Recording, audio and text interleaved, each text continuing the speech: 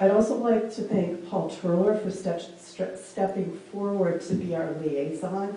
We felt going into this that was really important, given that council would have to approve these documents at some point for them to go into force, that we have somebody on the council who knew what was going on as we were going through all this. So I kept him posted on all the steps. He actually came to the meeting where we recommended JMT as the sole person who we approved for doing this work. So I appreciated that he was there with us. There was a subcommittee of the Historic Preservation Commission that looked through. So we sent out 10 requests for proposals. Randy was really heavily involved in all of this. He and I identified firms in the Midwest who had done design guidelines.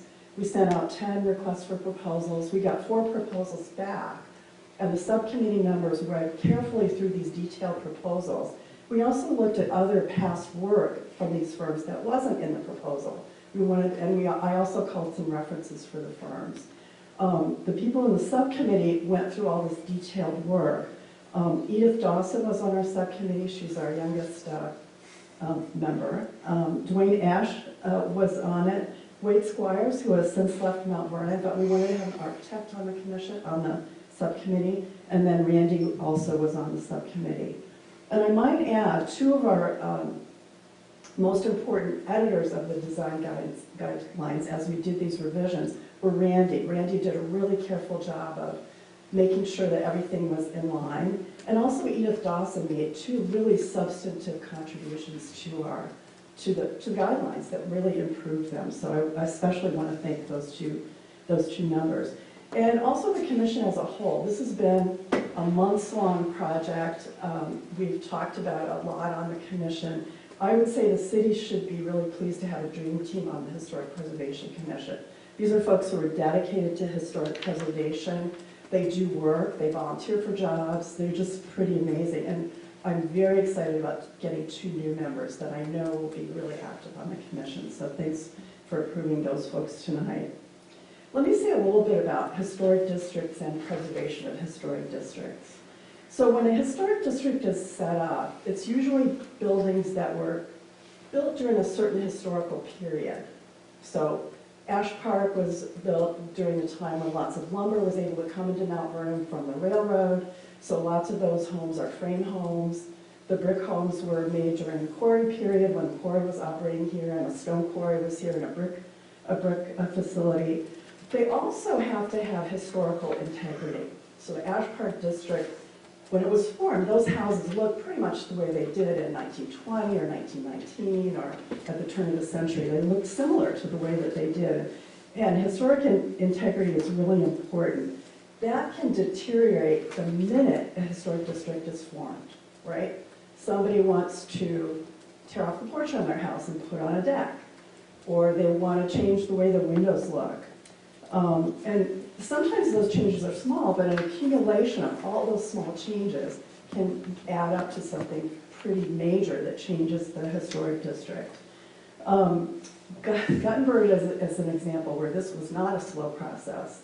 Guttenberg has a lot of 19th century buildings on their main street, which parallels the Mississippi River. Airbnbs are around now. People bought the buildings, they put second stories and third stories on them, looked very modern, with big decks that overlook the Mississippi River. For that reason, the HPC there was asked to establish a design review process and design guidelines. I think they finished that process about 5 years ago. So a lot of damage has already been done, but at least it's going to slow down or stop. So design review is really necessary to protect historic districts. And the founders of Mount Vernon's HPC were really foresightful. They recognized that really early. I can't prove this, but I think Mount Vernon was one of the first small towns in Iowa to have a design review process and design guidelines. I've learned about 6 or 8 other towns in the last 10 years that have established this, but I think Mount Vernon was really one of the first in 1990 to start this. Now the HPC always has and always will have to make judgments of some kind or another. Every homeowner or property owner who comes to us has a different plan. You know, somebody might want to enlarge their kitchen and they need to do an addition for that. Somebody else might want to put a historic-looking porch on the back of their house. So every property owner's request of us is different, and every structure that we review is different. So we have an 1840 building uptown. We might have a 1920 building in Ash Park. The architecture is different. The design of it and the style of things is different. So all of those are different. And also building materials are different. We can't and really don't hold a standard of it has to be exactly the materials when the property was built. What the Secretary of Interior tells us now, and they just came up with this particular guidance, it has to look like it could be original to the property. And so if we have to decide, does it look enough like what might have been there or what was there? So for example, with windows, we do a lot with windows. What's really important is the width of the sashes and the width of the rails. In older houses, those were wider than they are in modern houses. And so some of the modern windows available don't look historic because those parts of the window are not the same width that they would have been when the property was built.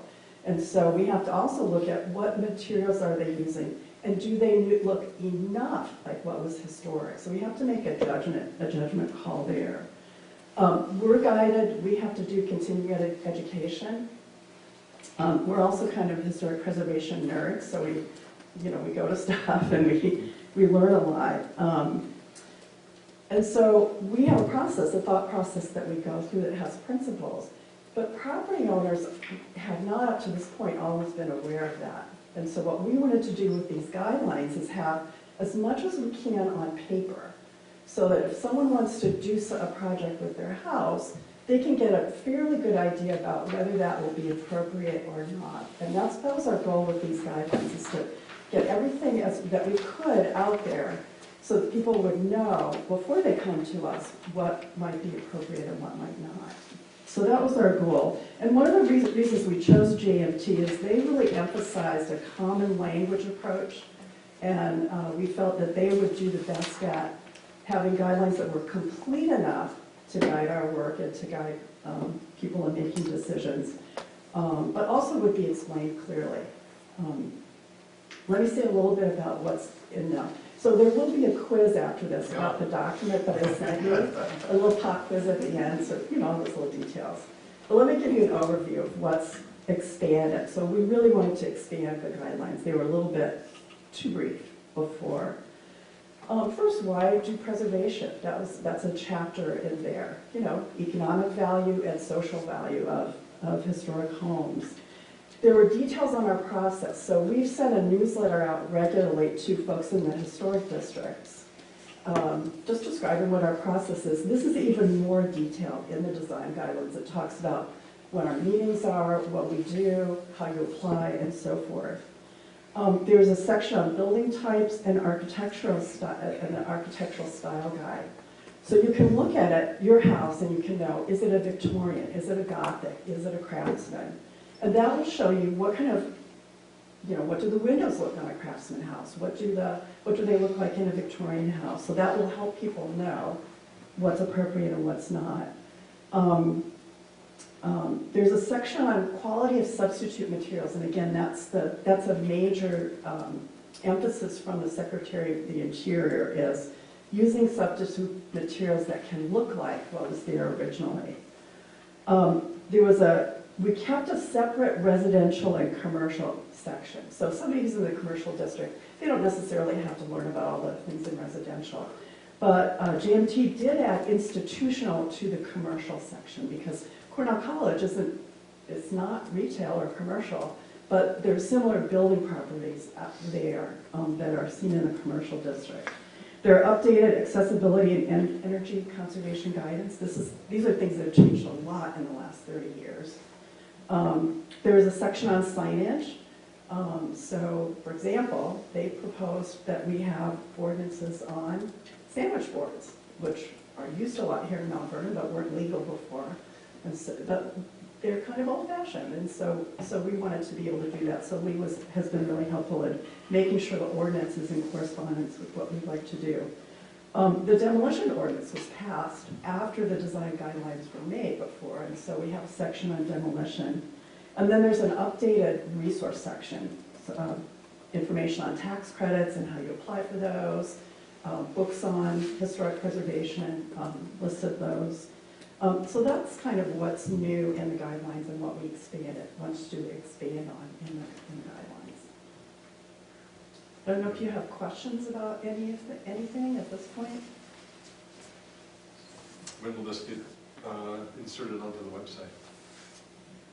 The draft is on our website right now. We wanted to have that up before the public meeting, but I don't know what process. We haven't done this before with the city, in my knowledge, in my time on the commission.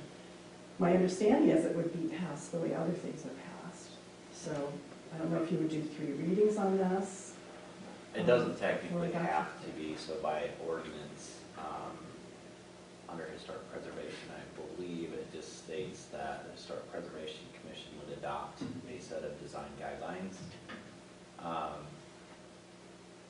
I honestly think adoption by the council would probably muddy the waters in the future.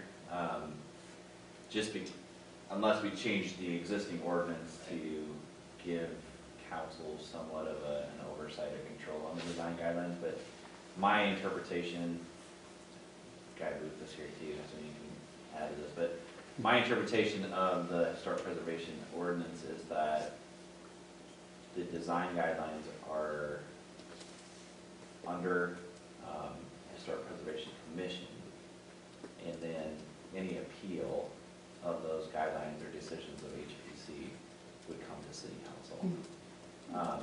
So at this point, as long as Historic Preservation adopts the new guidelines, that's just what would be used. I believe we have. Yes, we did have a formal vote, right? So we have approved. So these can go up now and we can begin to use them. I appreciate what I can only assume was a ton of work that went into. This is the sort of stuff that just shuts my brain down, I'll be honest with you. And this is one of those where I appreciate that there are people in the world who get into this and understand it and really want to, because I appreciate the outcome and the result. The minutia is where I get, all sorts of overwhelmed, but it's a nice readable document.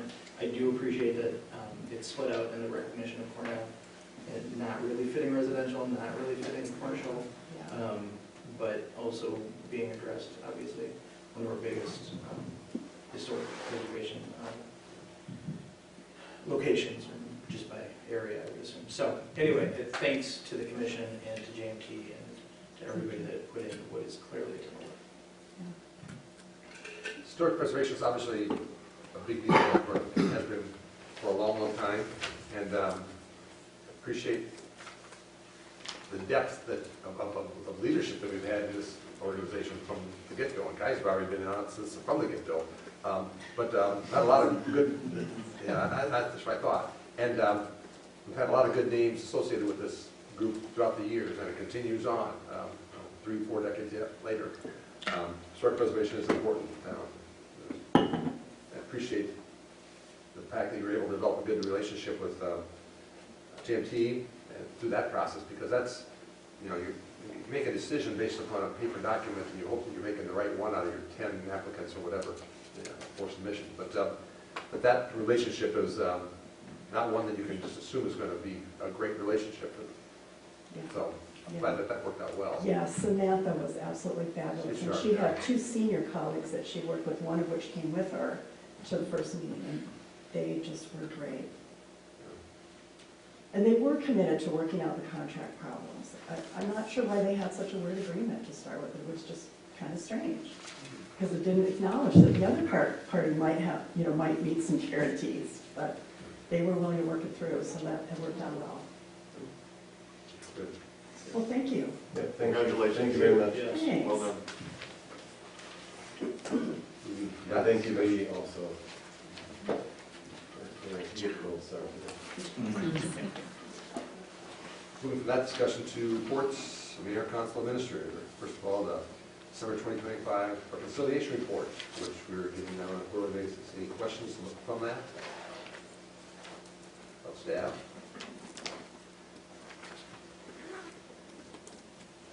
Anything to add to it? No, I was waiting, Craig, like he was about ready to say something. I don't want to do that. The street department is already at 70% of their budget, but that may be common, right? So- You know, because most of their work is front-end loaded. So, see, I don't want to know the details on that. I look through it though, just to see who's already over the budget, and radically over budget. Historically, I think what I would point out on this document, and one of the challenges of giving you it quarterly, is pay attention to the salaries and benefits. If that is historically, like percentage-wise, where we should be, which they all are, understand that individual budgets, depending on choices made by a city council, can get overspent really fast. So we can have an individual project that will go $20,000 over budget, or we have to fix something that's $20,000 that we didn't have budgeted. We will amend for it at the end of the year, and all of a sudden you'll have, you'll have that number change, and the percentages will go back down. So I do pay attention to it just so that I know where we are spending the dollars. But yeah, right now it looks like water, sewer, most of where we would have project issues are anywhere from 55 to 70% spent. Pool is always going to look incredibly different because you spend half of that budget in one fiscal year and the other half on the back end. The same fiscal year. So what I would tell you is the PD's budget being at about 44% right now is what is affording us to send additional people to the academy, and even with all the overtime, they're still significantly lower than where they should be at 80% of the year. I just appreciate receiving that. Again, I know we started doing that about 6 months ago, and appreciate that. Appreciate the fact that it was one of the items that I think came up on our audit, so it's a matter of getting that checked off. Sometimes I feel like they intentionally find things. It's like a building inspector that comes in and points out one item, and they just have to find something. Did they recommend monthly and you negotiate it to quarterly or something like that? No, so- That's a win. So given the size of that reconciliation report, so we give you the monthly cash balance, which is what they wanted as well. So you get that on a monthly basis with the other reports. But to print off that report on a monthly basis, I think was a bit overkill. So we asked about it quarterly, and they were fine with that. So yeah, I think those were the only two recommendations that we could technically change from the report. The other one is delegation of duties, which is on, I swear to God, every audit, and will never come off. We're too small to do much about it. Well, there are communities, Bondurant, a couple other communities that have gotten that note taken off their audit, but they spend a significant amount of money to do it. It's not worth it to me. Do we already cover the quarterly expense fund balance report? Any details from that? Or?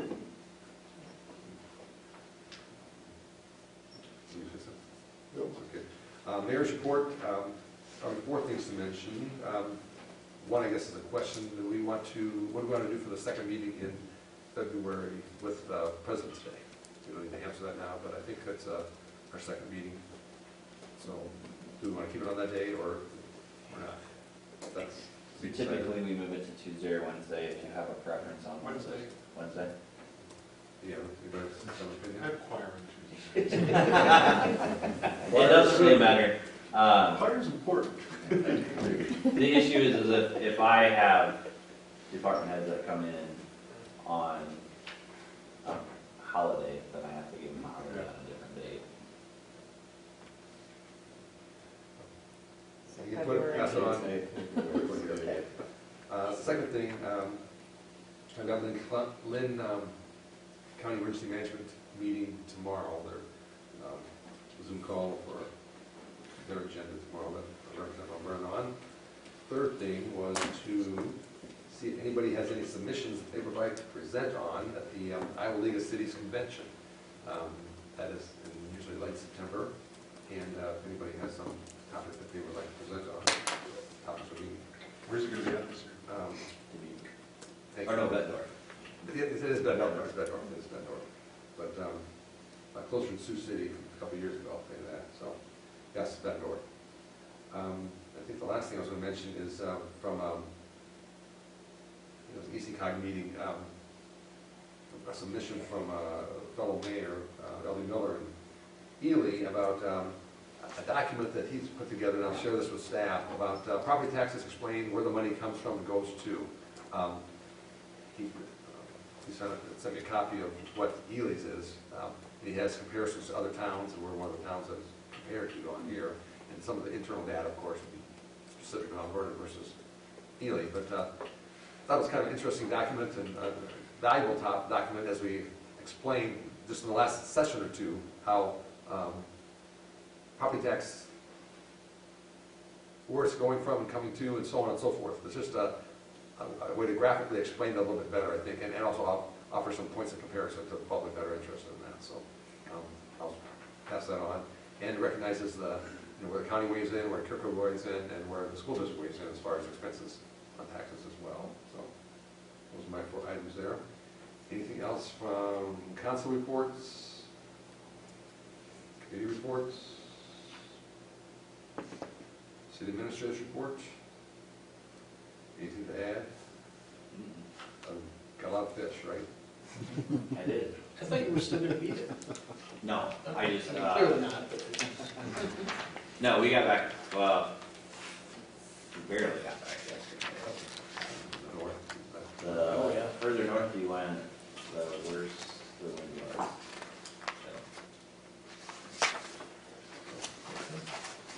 If there are no other reports, anything else that needs to come before the council, otherwise we are adjourned. Thank you very much. That was a snowmobile ride across the water. It's awesome. Congratulations, guys, you're done. His wife, his Joel and his wife.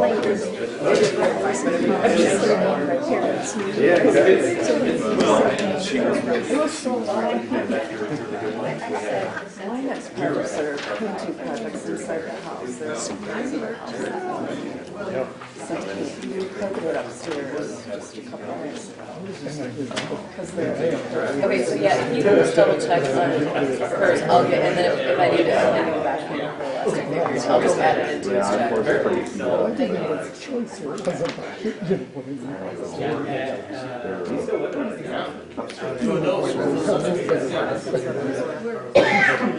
Yeah, the white kind of fur. There were holes down in the Well, something went crazy apparently on the force and semi-circuit.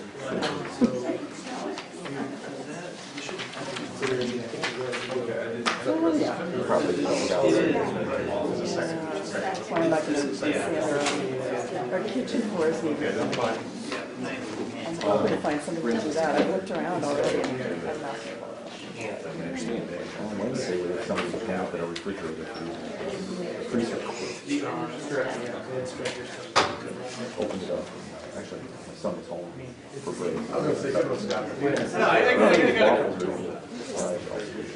Oh no. Everything is squishes.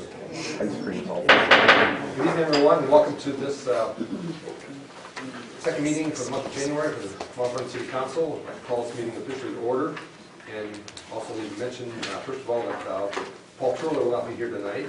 And on the agenda, I'd like to make 2 adjustments. First of all, the oath of office, besides Officer Dave Frankfurt, there's also going to be a reserve officer, Lucas Wagner, Part-time. Part-time. a part-time oath of office being taken care of at that time. So that's one change in the agenda.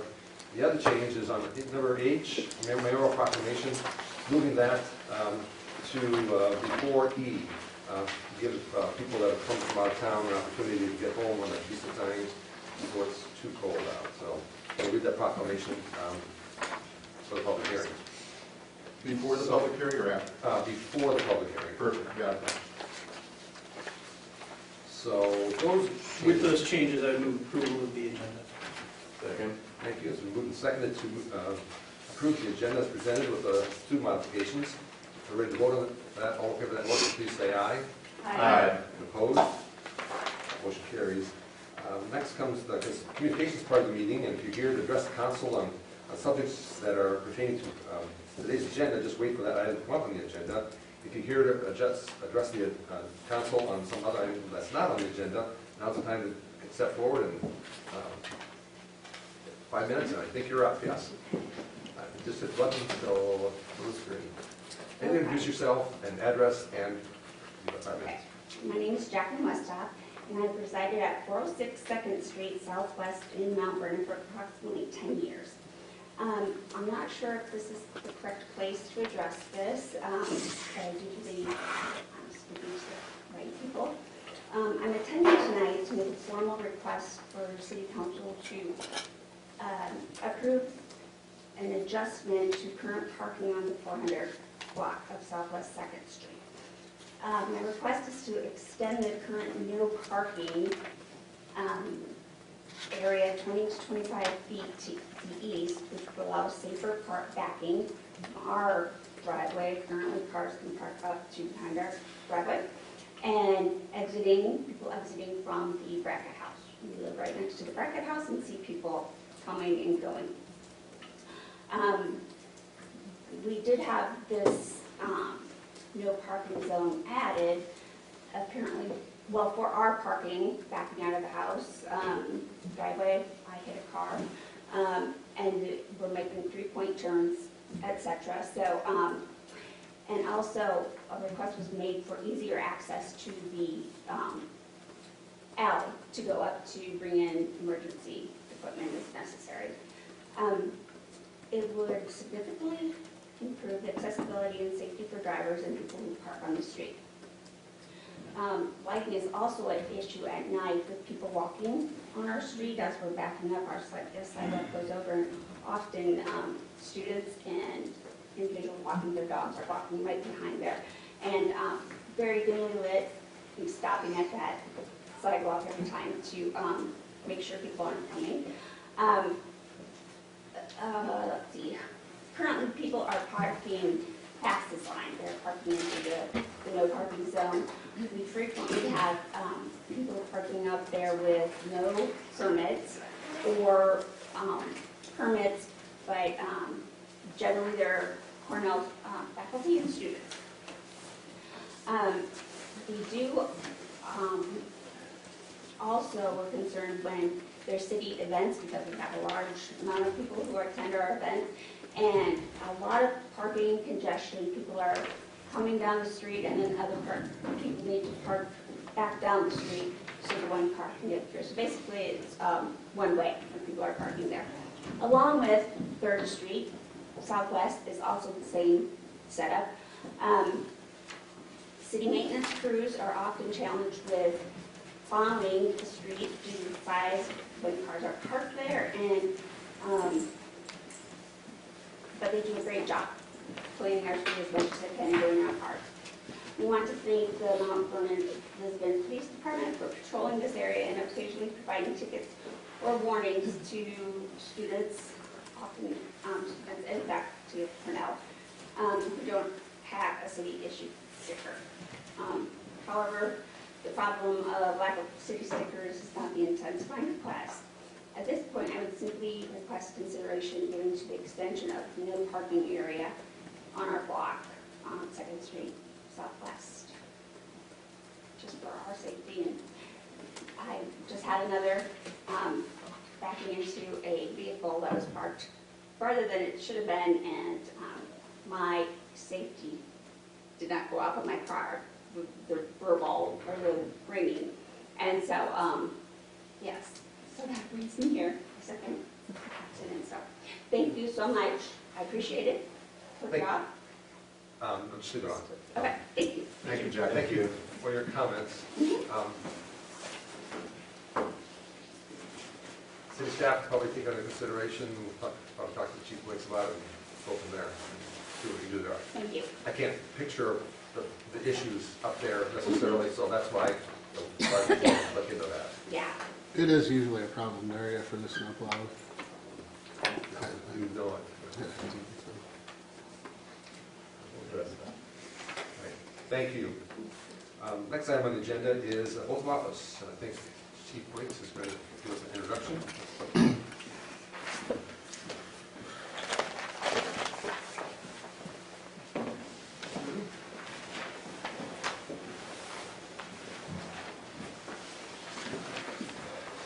Tonight we have David Frankfurt and Lucas Wagner.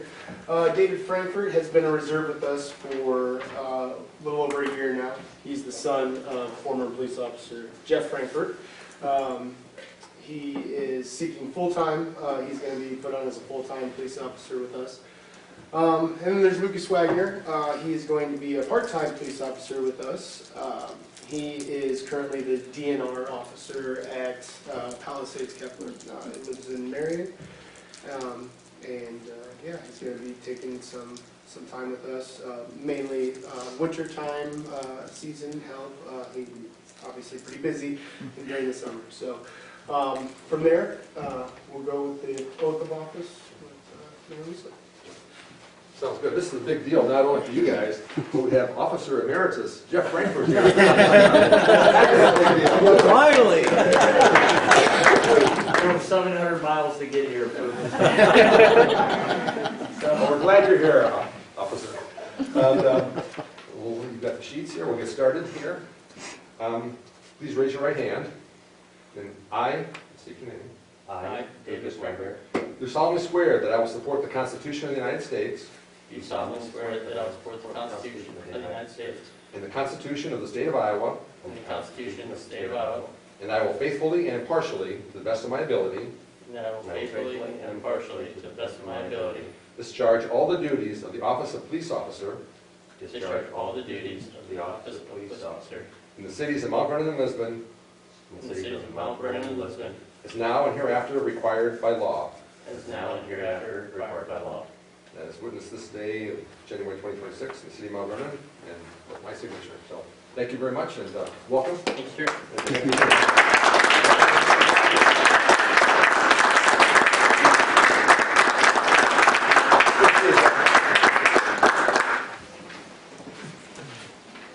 We started saying up for the end. Yeah, right?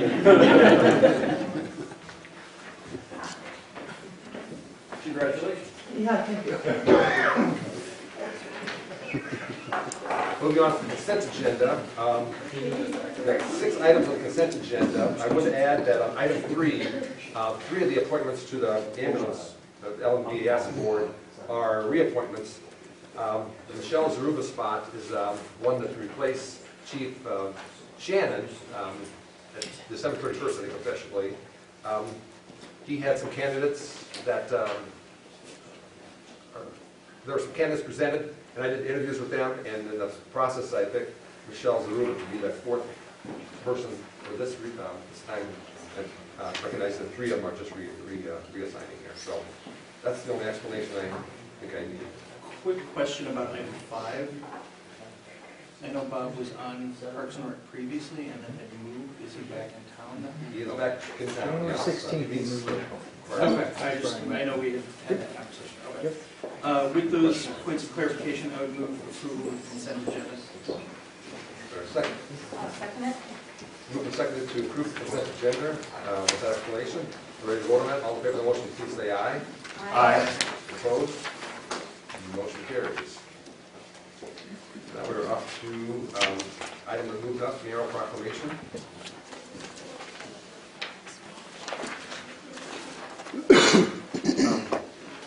maybe welcome and introduce yourself. Trish Young from the James Interrupted group. You're going to do an introduction up there and introduce people that are with your group. And I have to remember your name. Angie Anderson Green, correct? And I'm sorry, your name again? Sue Coleman is Mount Vernon resident, and so Angie's a volunteer with James Interrupted. I'm Tish Young, the Chief Operating Officer. You can press the button on the green. It's right now. Oh, yeah. Oh, it was. It was on the screen. Okay, sorry. Am I just There we go, yep. There's something about my vertical channel. That's on me. Anyhow, thank you for doing this. Do you want me to just wait for you to read it? Please, I don't know if you had any, I do. any history with Mount Vernon that we've had in the past and what we've done with We this. have. Chief Shannon is a part of an original group of people that championed James Interrupted and the work that we do here. He will tell you a story, and has told you the story, I'm sure, of a drug bust that took place in Mount Vernon that ultimately, after the fact, learning more about human trafficking, he realized it was a trafficking situation as well. There is absolutely no community that does not have trafficking in it right now, so please don't feel like, you know, you have this icky thing in you in Mount Vernon, because it's the way it is. And we are grateful that Chief Links will kind of carry, you know, take up the mantle, I guess, per se, for this situation. We come out here and do training at a local church and a couple of community events. We're here for you. Whatever you might need, talk to the schools. We have school training.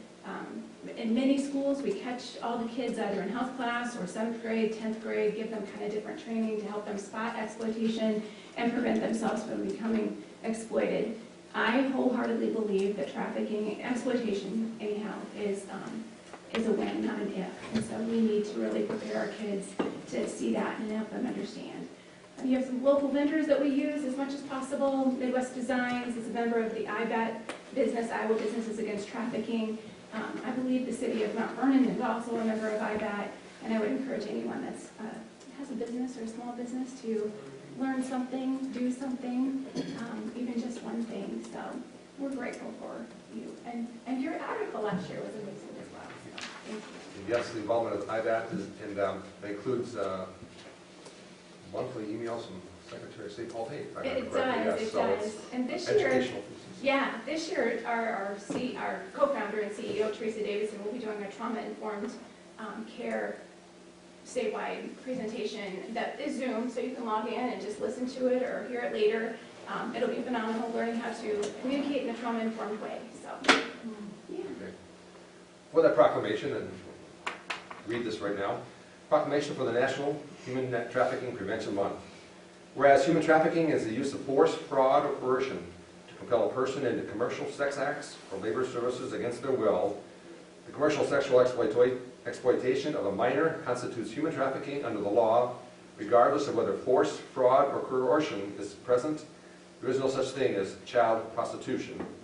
And whereas human trafficking is a hidden and underreported crime, with victims, especially children, experiencing fear, trauma, and manipulation, and despite growing awareness, only a small number of cases are identified and prosecuted, as shown in 2022, when more than 661 victims received services through Iowa's Direct Services Program, yet only 3 individuals were convicted in federal court and 4 in state appellate court for human trafficking during that time.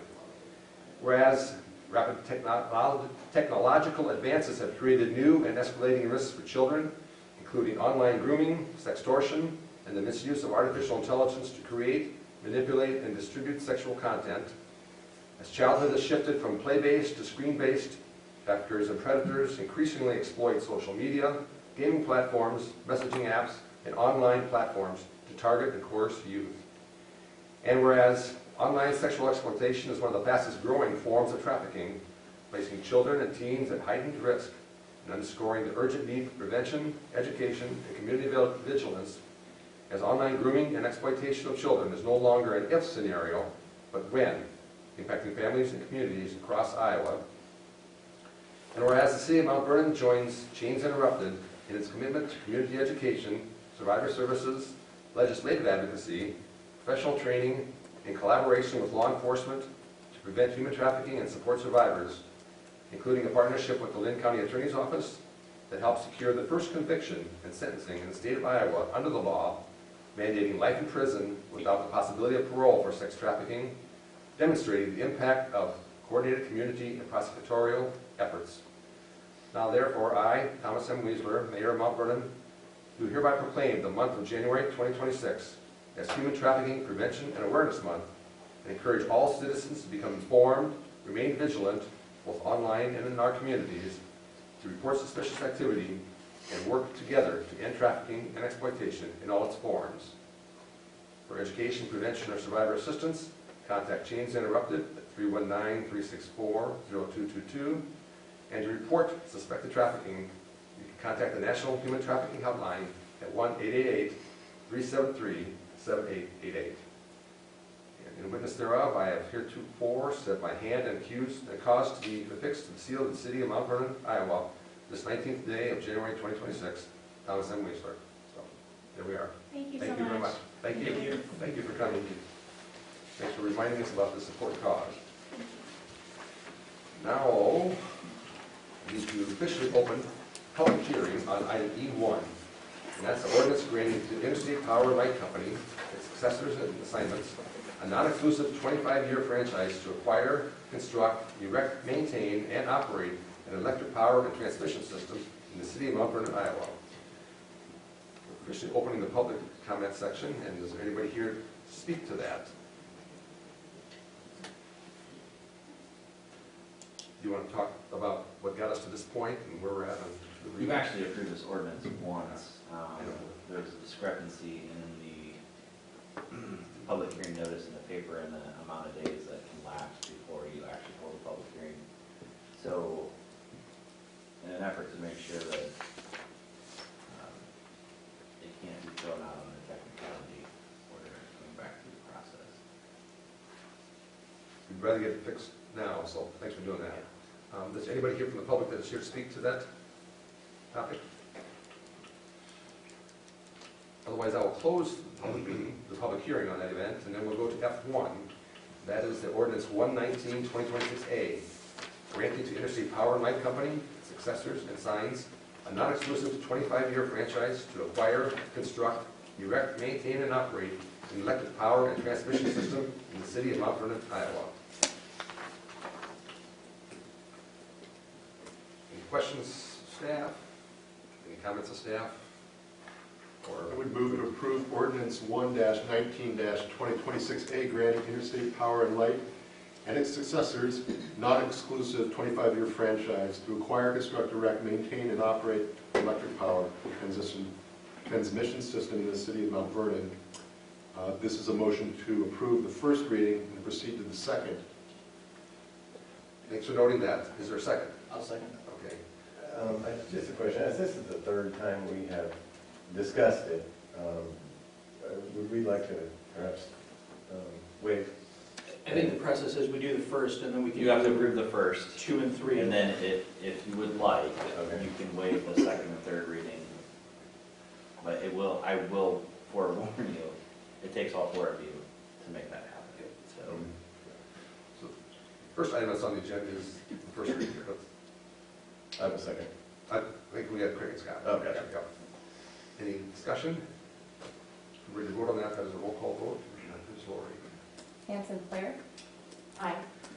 Engel? Yes. Andreessen? Yes. Rose? Yes. So that first reading has passed. To Mark's point, I would move, we skip the second and move on to the final reading, since this will be the 5th time we voted on this exact same ordinance. Second? Scott and Craig have moved and seconded. We move on to the second and then to the third basically here. And if there are no other questions about that, clarify the timing here. Ready to vote? Lori, it's up to you. Hanson Claire? Yes. Engel? Yes. Andreessen? Yes. Rose? Yes. And since that was unanimous, that did pass. Moving to E2, public hearing on ordinance amending Article 10, sign regulations and municipal code of Mount Vernon, Iowa. Officially open the public hearing on that topic. Is there anyone here to speak to that?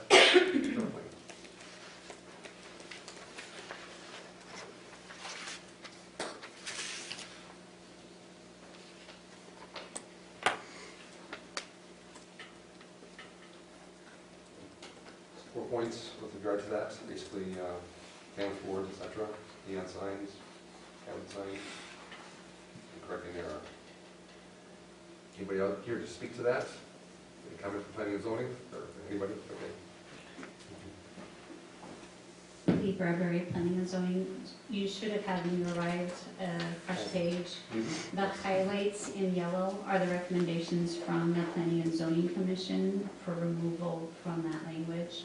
The first one is item G. It just says signs to be located within the historic district shall obtain a certificate of appropriateness from the Historic Preservation Commission. The commissioners felt that that was not necessary in that the item directly before that addressed the design concerns, stating that the sign should be constructed of metal or wood, or fitting of the time period in which the building was constructed. So they recommended striking item G and then H. They just simplified that language,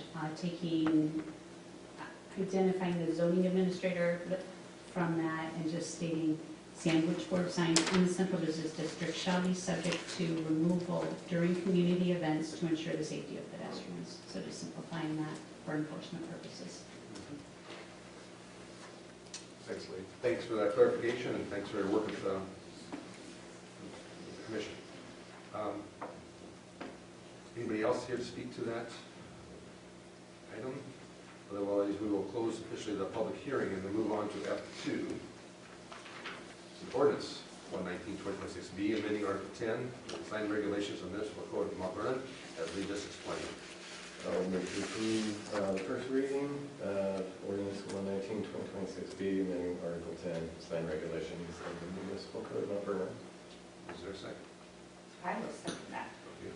Moved and seconded to move forward with 119-2026B.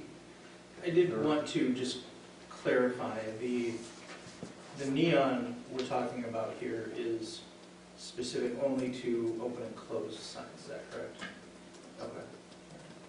I guess my concern would be something similar to when the vape shop opened on, in the old alleys, but whatever, you know.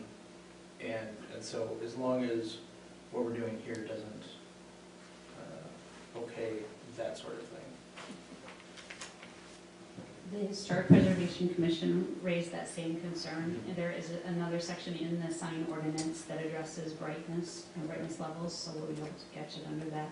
That was also why we added neon type, because there are some LEDs that can't quite bright. And then the other point I just wanted to clarify, if I'm reading this correctly, the sandwich boards are only allowed for business. The business has to be on Main Street, and it's right out front of that business. Is that correct? Main Street and also Town Center, which goes down 2nd Avenue on both sides, and is it A Avenue as well? No, just 2nd Avenue. Okay, all right. And then the Bijou, would include the Bijou, the other side of that one.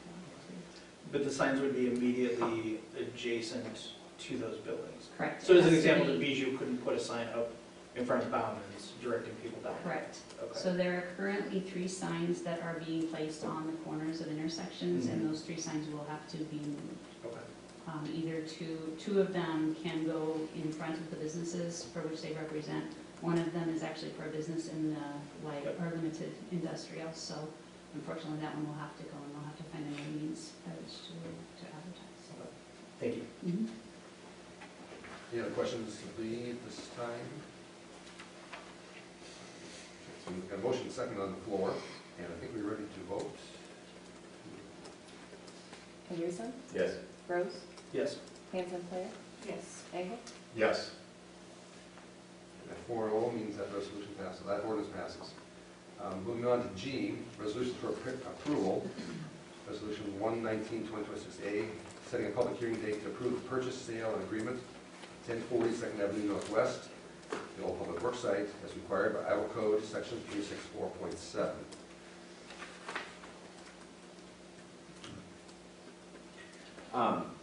The only thing that I would point out on this is just so that you're aware that we might have to add, our bond attorney out of Des Moines was on the office today. We might have to add state language that references specifically the code section, like the motion itself, within the resolution, just to give you a heads up. Nothing about this really changes the fact that you're basically just setting a public hearing date for the sale. But I wanted to let you know that the resolution that Tom would sign may have additional state code connotations added. So this resolution, when we make a motion here, it's for the public hearing Correct. on Monday, February 2nd? Yeah, so the issue is the Public Works building, the current Public Works building is in an urban renewal area. So you have to there's a very specific set of regulations in the state code that require us to notify and have a public hearing. So, But that will be finalized by beginning of February. yeah, and the resolution that approves the sale will also contain similar information. Elvin, you get 2 more weeks. It's going to be busy 2 weeks. No snow. No snow. Yeah. With those points of clarification, I would move approval of Resolution 1-19-2026A, setting the public hearing date for the sale of the old Public Works property located at 1042nd Avenue Northwest for our next meeting, Monday, February 2nd, 2026. Second. Thank you, Scott. Moved and seconded to move forward with resolution for approval 1-19-2026A. And I think there are no other questions. We're ready to go to a vote. Engel, Yes. Rose, Yes. Hanson, Flyer, Yes. Andreessen. Yes. That resolution passes. And process moving. Thanks for moving, Elvin. Good luck with that process. It's a nice quiet time of year. Nice and Yeah, warm. it's snowed one night. You don't get a water main break. Okay. Oh, I knew it like that. You don't say that.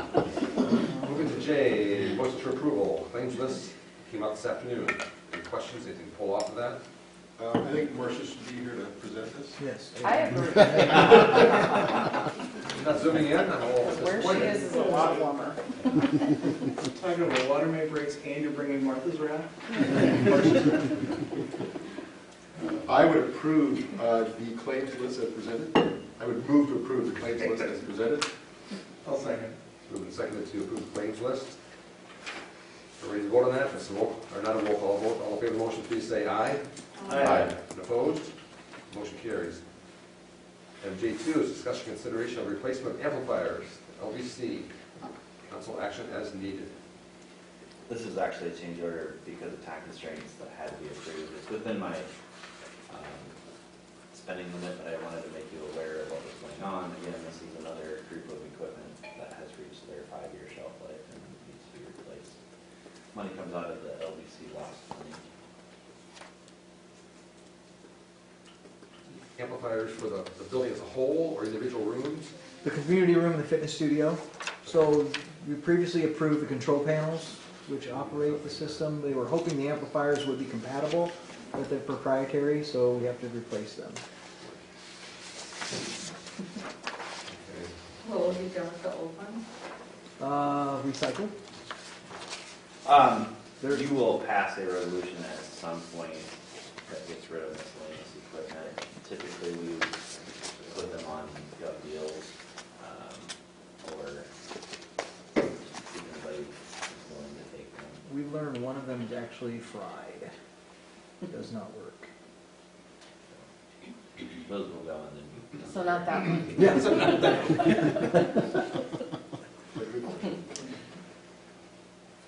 What is the will of the council on this amplifier with LVC?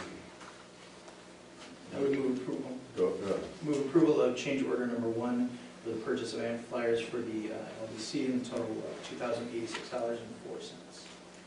Second. Moved and seconded by Scott Mark. For the replacement of the amplifiers at LVC. If there are no other questions, we're ready to vote on that. All in favor of the motion, please say aye. Aye. And opposed? Motion carries. Item J3 is discussion consideration of engineering services agreement for the wastewater treatment facilities, Phase 2. Okay. I put this off as long as I can. There is going to be, as I told you last budget year, there's going to be some carryover between Phase 1, a sewer note from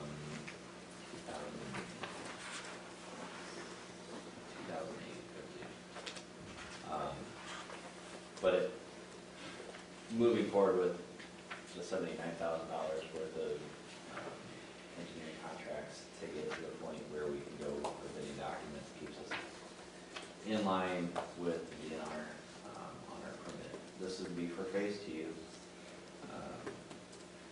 of the nutrient reduction. Would be the nutrient reduction strategies portion of our permit upgrade.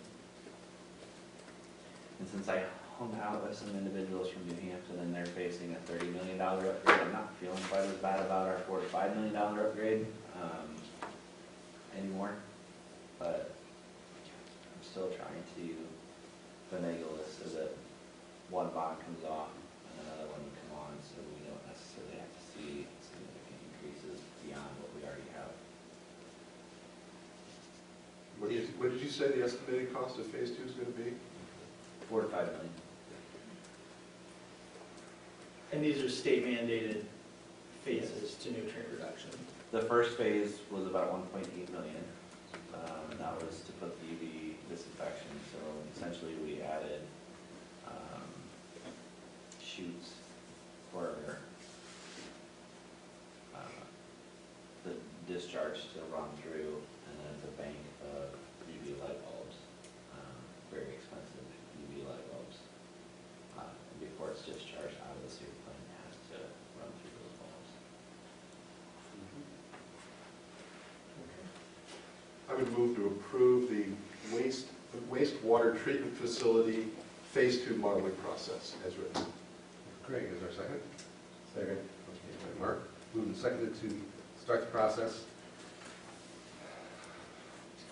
on the wastewater treatment facilities, phase 2. Ready to vote on that? All in favor of the motion, please say aye. Aye. Opposed? Motion carries. This is something that the DNR gives us a window to get this done, and we're getting to the end of the window. I will say that I pushed the window wide open and not push it any further. It's been out there for a long time. And J4, discussion and consideration of spray foam insulation for the Grant Road Public Works Building. Council action is needed. Well, because we are potentially going to sell the old public workshop and held it in place, and if they need heat in the building, we might get it insulated. No. The next two items deal with insulation of the main garage area so that they can work on the equipment, and then the next item would be the 2 heaters that would be used to heat that portion of the facility. For those that are questioning, it would be the northmost building, whose doors face Bryant Road. Does the south building get any heat or water? Are there any utilities within that building? There is water. There's water, but We have water and gas and electric. Hopefully get sewer in there before sometimes. It won't get heat. Eventually, we may insulate that building as well as just heat insulate it. Oh, you're asking about the south building? the south building, yeah. Oh, yeah, no, there is water in there, but it's a farm hydrant, so it drains, it won't freeze, so electric and water there. No heat. No heat. No.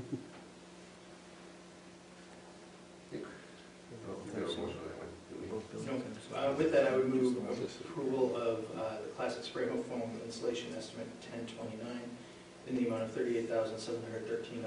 Is there a second? I'll second it. Moving seconded to move forward on J4, spray foam installation for the Bryant Road Public Works Building. Ready to vote on that? All in favor of the motion, please say aye. Aye. Opposed? That motion carries.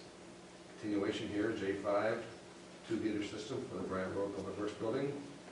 Heard part of the explanation already. Any questions for the questions of staff for that one? Entertain a motion then? I would move to approve the tube heater system of the Public Works facility in the amount of $15,960. Second. Moved and seconded by Craig and Mark. Move forward the tube heater system for the Bryant Road building. Ready to vote? All in favor of the motion, please say aye. Aye. And opposed? Motion carries. Item J6, discussion and consideration of a locker purchase for the Bryant Road Public Works Building again.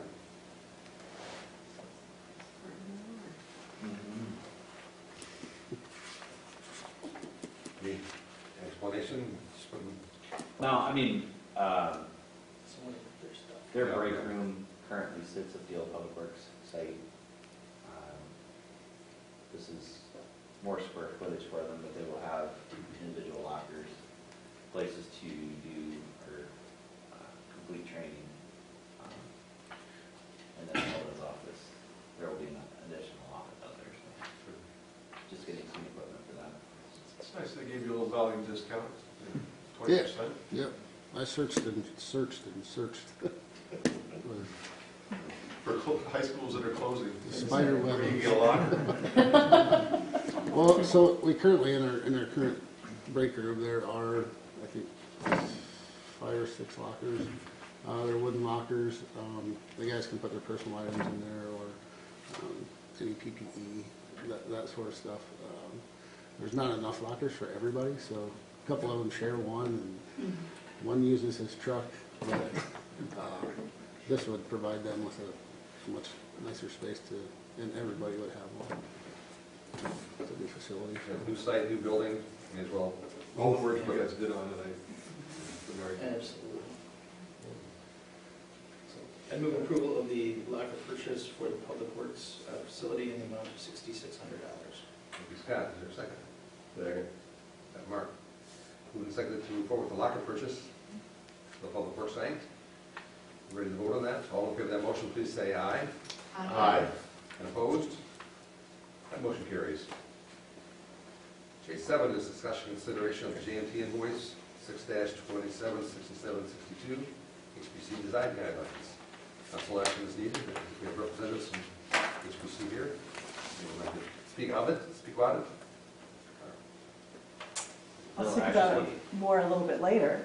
You've seen them, and GMT representatives came to Mount Vernon twice, once for a preliminary meeting with us and to take photographs and just study the town.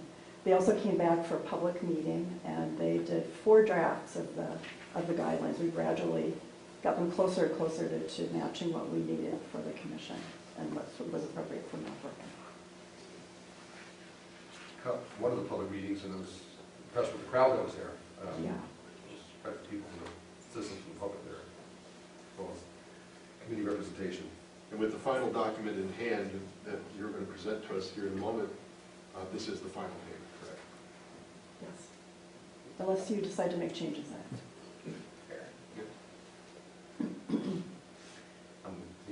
Yeah, with that, I would move approval of JMT invoice 6-276762 in the amount of $2,269.68.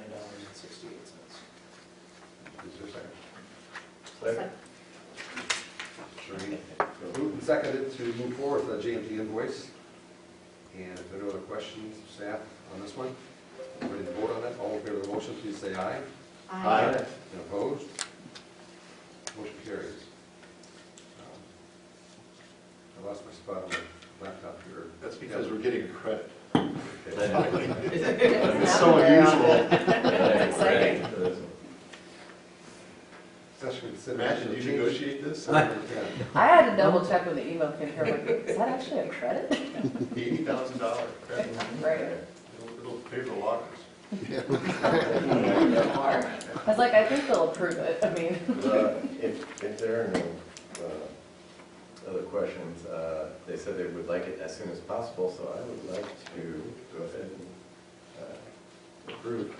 Move to approve change order number 10, 2025 for renovations project from Woodruff in the amount of $79,958.64. I will second. I do, before you go, I know we're kind of joking about this, and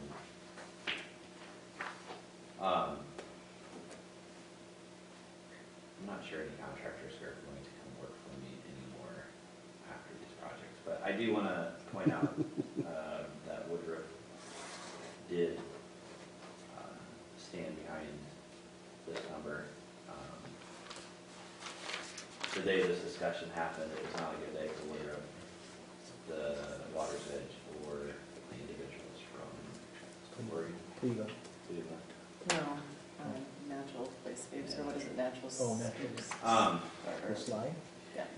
I still asked for a larger reduction for all of the work that we had to put into it, but this is a significant amount on their part, so I do want to give kudos where it belongs, and I do believe that Woodard stands behind their work. This was not by any means in their lap or their fault. But anyway, I just wanted to point that out before you voted. An almost $80,000 reduction is significant. Yeah. Well, throughout the process, it seemed like they worked pretty well. Yeah. Very well with us. Yes. Pretty well, very well. So I do appreciate it. Motion on the floor to work on this, the application of, or I'm sorry, on change order number 10, basically. And do we get a motion on that second? Yeah. You got that? Okay, we're ready to vote on it. All in favor of the motion, please say aye. Aye. And opposed? Motion carries. Discussion consideration of the application number 1 on the Rachel Street improvements. Council action is needed. So this also was paid, I pointed out at the last meeting when you approved the application number 2, that they somehow forgot to submit the application number 1. But again, as I pointed out at the last meeting, there's a significant amount of work that is currently going on that project, so happy about that little warm spell that they had. I think that allowed them to get a little bit further than they had expected to this point.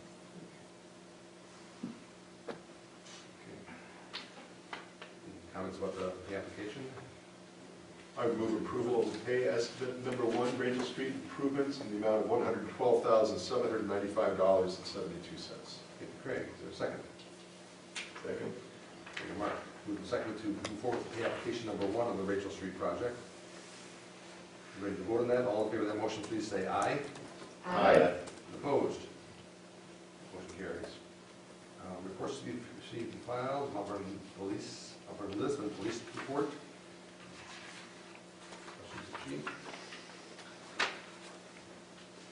Public Works, any issues there? Parks and Rec? Others are looking for agenda items? Looking for attendance at your next meeting, right? What you looking for? For you? Yes. Yes. Put that on my calendar. School Library, Cemetery Commission Annual Report. That's in our packet. I appreciated that, yeah, there she is. Thank you, Mary, yes, definitely. Well, what's nice about those, we, every couple of meetings, we would get an update about this most recent thing or whatever, so it's always nice when they're compiled like that. It gives a better sense of the breadth of accomplishment, so thank you. Something I did forget to add in my report, and I forgot to let you know, was they took down that oak tree Friday at the cemetery. And they There's removed. the start of the 2026 report. What I said it was going to be, yes, it was done. And I want to say, not a grave marker was harmed. And they drove in between all the stones perfectly. And the only thing is, the bench that it demolished, they just put it behind a stone, so it needs to be, taken away. But they did a marvelous job, and they cleaned up perfectly. And except for we're missing the tree, you could not tell. And I don't know if you noticed, but they intentionally made that trunk a bench. They since did. that other bench I was noticed taken that. out. Thank Are they you. going to take the stuff out, or are they going to keep it like that? He did that and then asked me if that was okay, and I said, I don't know, we'll find out. A smaller person would have to climb up there a little bit. That was such a massive tree. Yeah, It's just a shame it had to come down, but if it stays there, the root system's still there, so, yeah. So we can remove the rest of that if you'd like, but we can do something decorative or something. Good comment. Any questions at all on any of the reports? Otherwise, we'll move to the discussion item, the HPC design guidelines presentation. Requisition's up. Yes, oops. Caught in Velcro.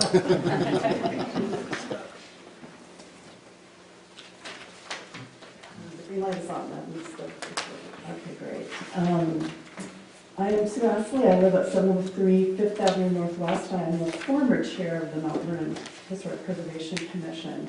Randy Brown is our current chair, and we kind of talked about who should do this. But the work happened on my watch, so we decided that I would be the best person to give this little talk. I want to give a lot of thanks before I start on the details. First of all, the City Council. So we, by the way, JMT was the lowest bidder, and we didn't choose them because of that. They did great work for us, but so the invoice was right on budget for us. I think it was 1 penny off. They billed us 1 more penny than they should have. But City Council was a big contributor to this. The $16,000 that City Council awarded us was 3/4 of the amount that we needed for this job. Our annual budget paid for the other $8,000. I'd also like to thank Chris Nosbish. Coming to an agreement with JMT was not straightforward. I think they had goodwill, but the agreement that they sent us was all what they needed from us, and not really so much what we needed from them. And so we had to go through kind of a process that involved some vice presidents at the firm. I'm not sure why they didn't have a better agreement, but I really appreciated that he worked through that process and we were able to sign them. I also want to thank Lee Bradbury. She worked really carefully. As you've seen, that the guidelines are pretty detailed, especially when they get into residential and commercial and industrial requirements. Those have to be correspondence and in correspondence with the city ordinances. And that's a detailed job that we really can't do. Lee knows the city ordinances in and out, but we don't. So, we would do our best, but Lee's review was really critical to us.